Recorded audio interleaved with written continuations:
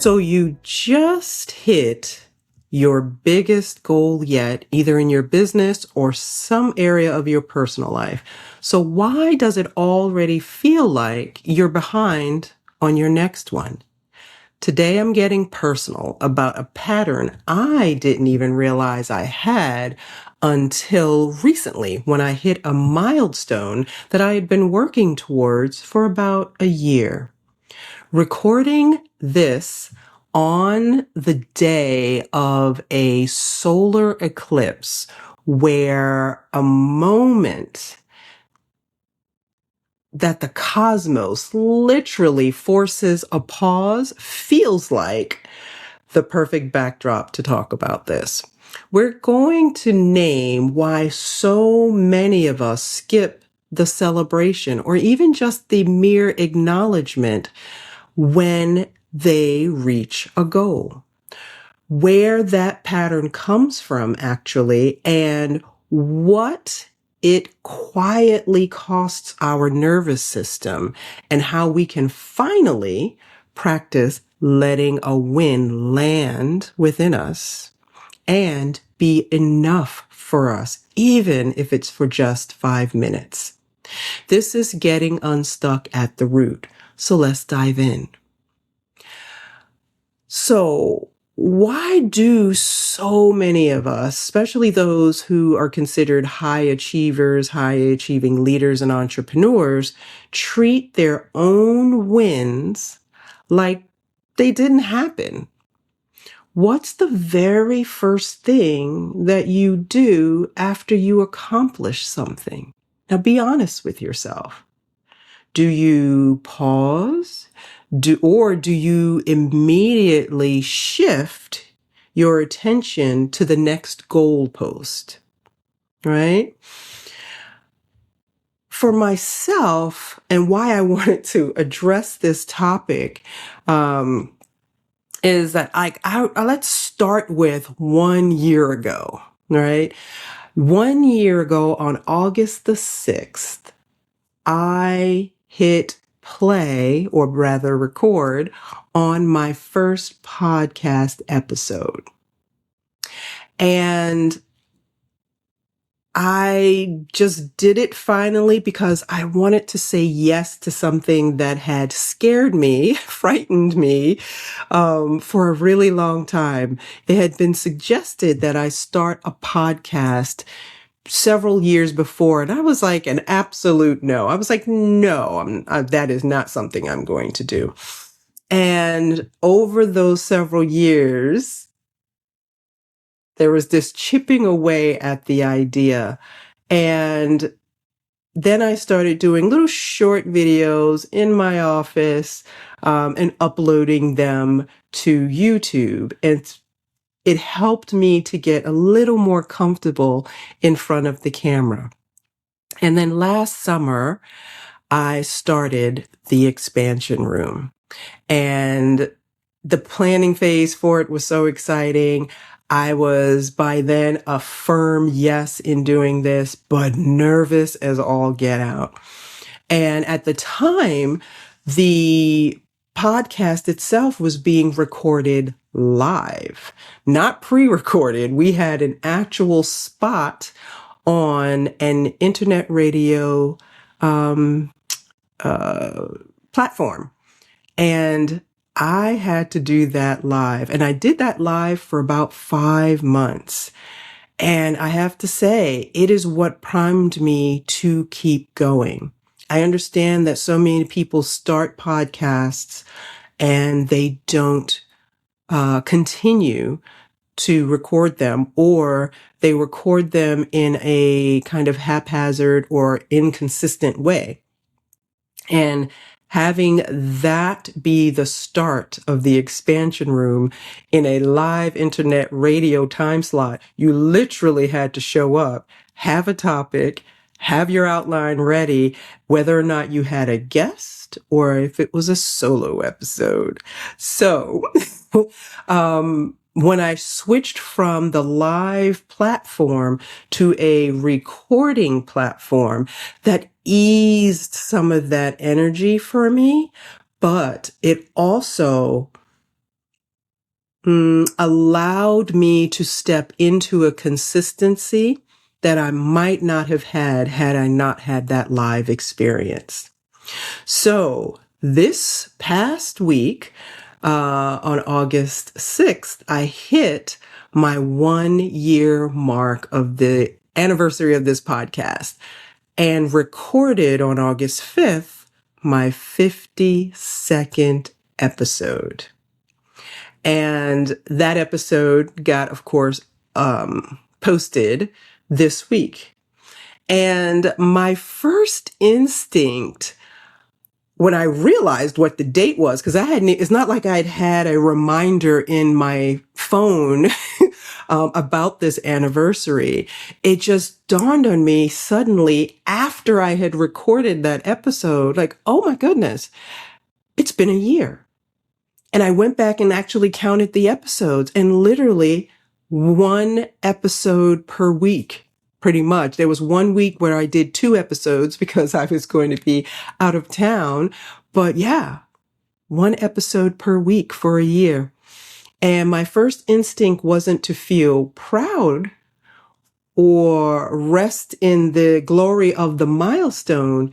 It was initially to think about what's next on the calendar, to think about my next goal.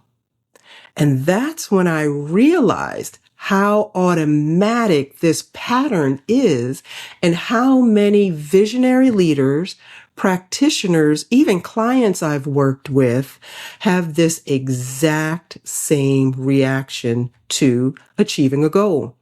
We treat completion as an administrative task to check off instead of the energetic threshold that it is. And so what did I do when I finally realized this for myself? Well, I decided to make a social media post to really acknowledge and to, cement for myself that this is a milestone that I had not even thought I'd get to, but wanted a successful outcome in starting a podcast. So I did make a social media post and posted it throughout my socials and on YouTube, and then realized this could be the topic for this week. So where does this energy come from that so many of us have?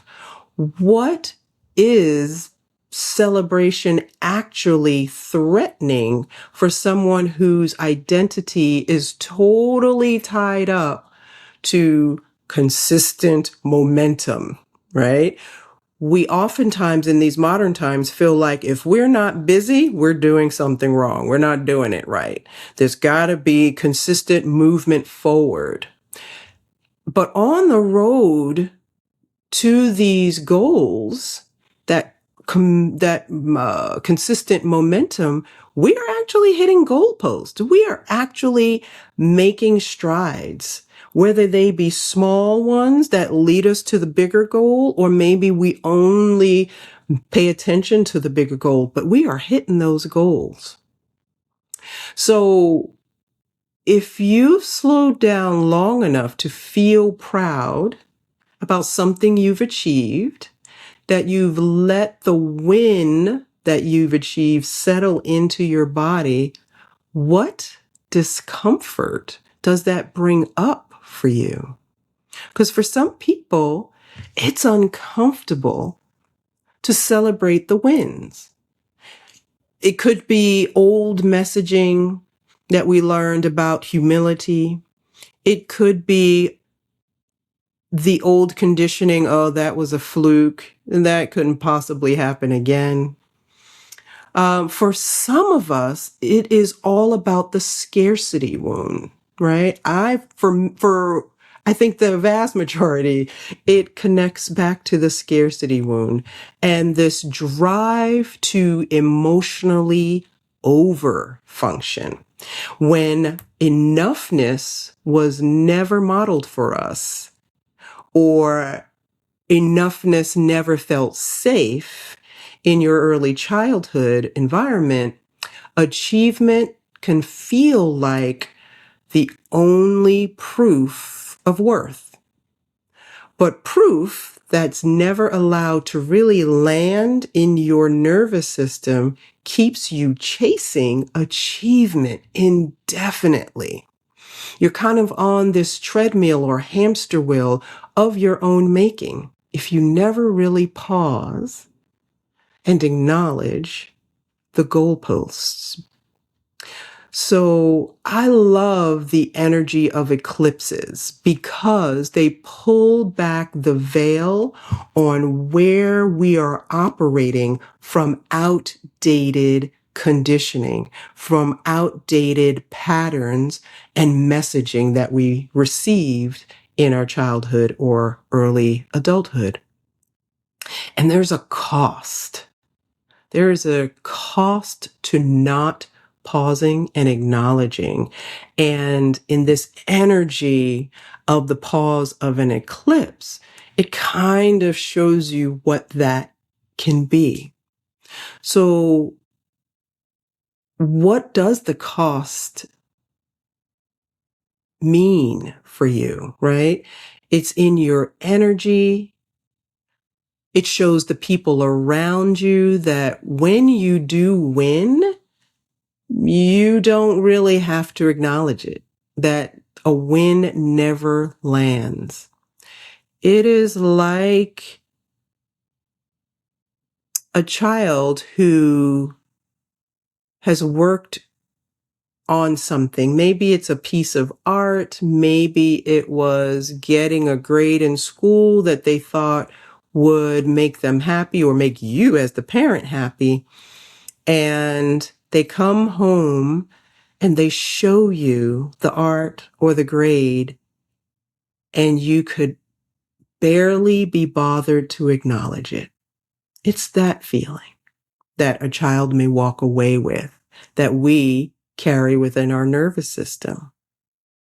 So what does it actually cost you, your energy, and the people around you when you never let your wins land?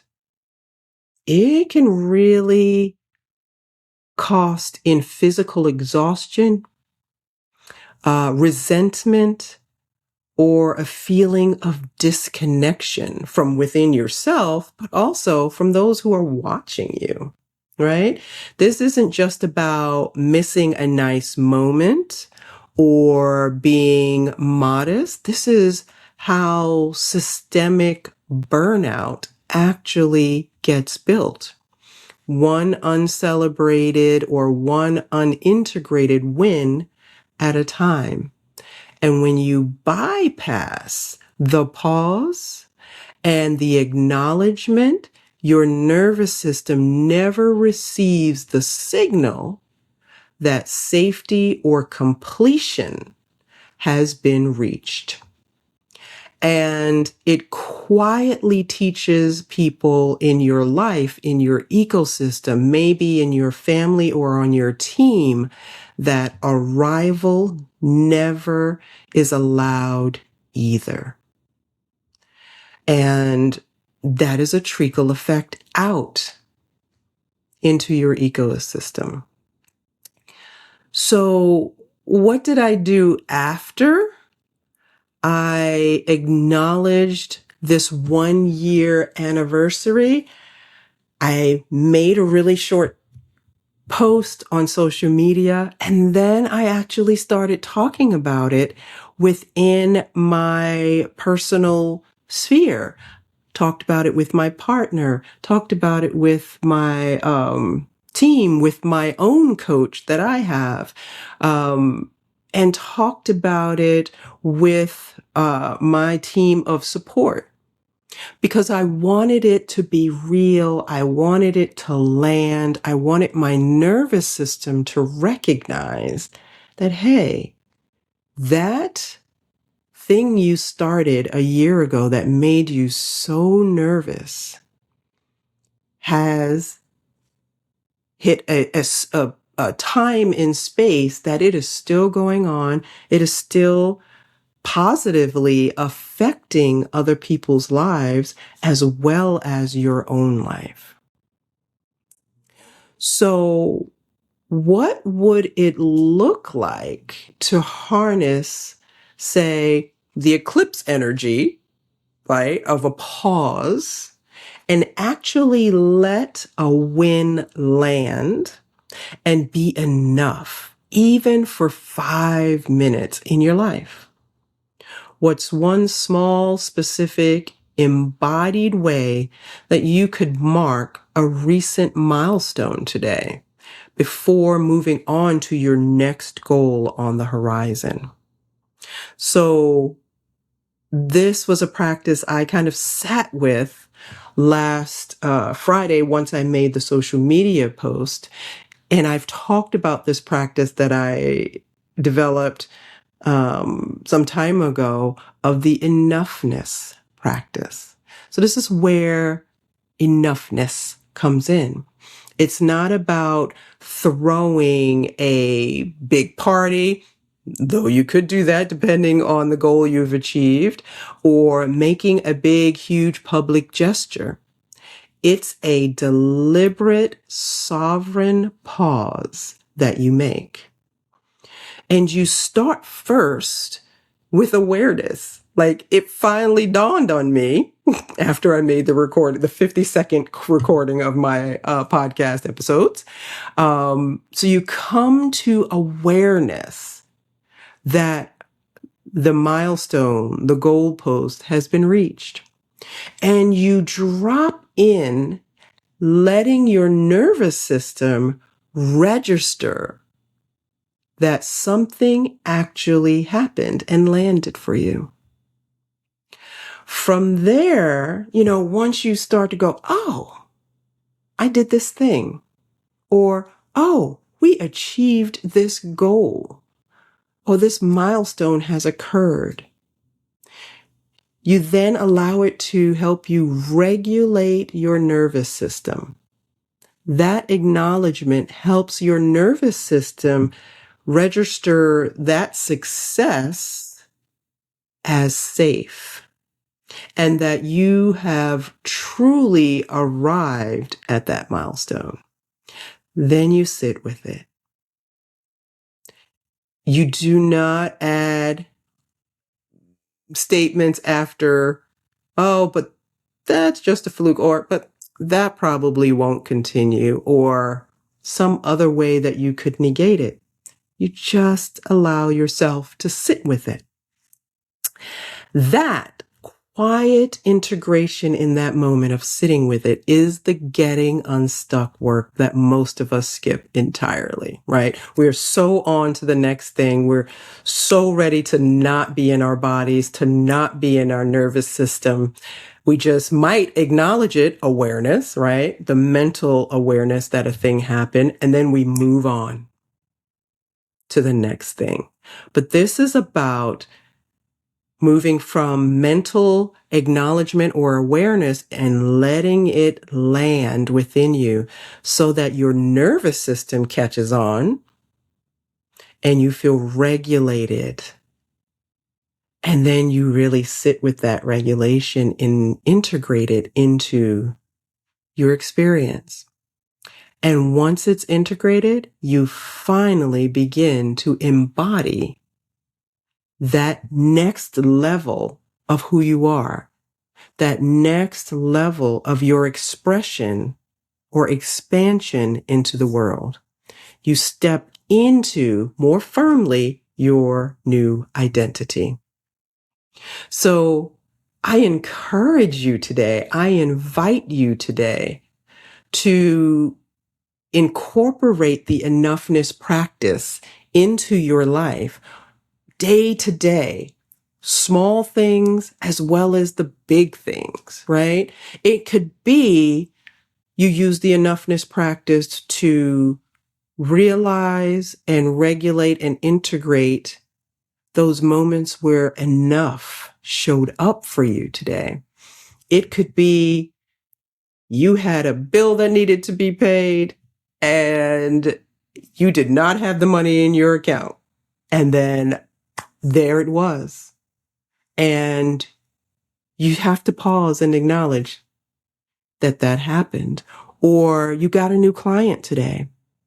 Or your spouse cleaned the kitchen for you without asking.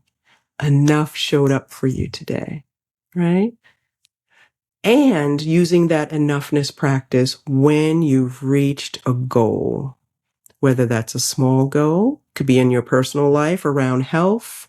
It could be within one of your relationships. It can be within your business. Allow yourself to notice those milestones. Let them settle and drop in within you and let it become part of you. That you are someone that completes the things that you set out to complete. All right? I invite you to do that for yourself and the people around you. Always asking yourself, where does enoughness show up in my life today? True balance is about movement or momentum forward and pausing and stepping into stillness. That is true balance. So give yourself that gift. We were never meant to run constantly. Just like we were never meant to sit and do nothing in our lives. Both lead to disaster eventually if we were on either side of those extremes. But when you have balance between the movement forward in your life and in your business and the moments that you can pause and relish in your accomplishments, and especially with others in your life, that creates some balance in your nervous system. So, if this episode named something for you that you've been doing without realizing it, kind of like I did, that's exactly the kind of energetic patterning and structural leaks that we dismantle in the Expansion Room community and in my coaching program called Elevate. So let's find where your energy might be stuck and let's bring you back to your true authority within. If you feel led or called, book a free alignment call with me and let's talk about it. You will find the link in the show notes. And until I see you in the next episode of the Expansion Room, I invite you to continue doing the inner work because the world needs you. Thanks for watching. If you are ready to move beyond survival into greater alignment, greater clarity, and transformation, I'd love to support you. An alignment call is where that journey begins.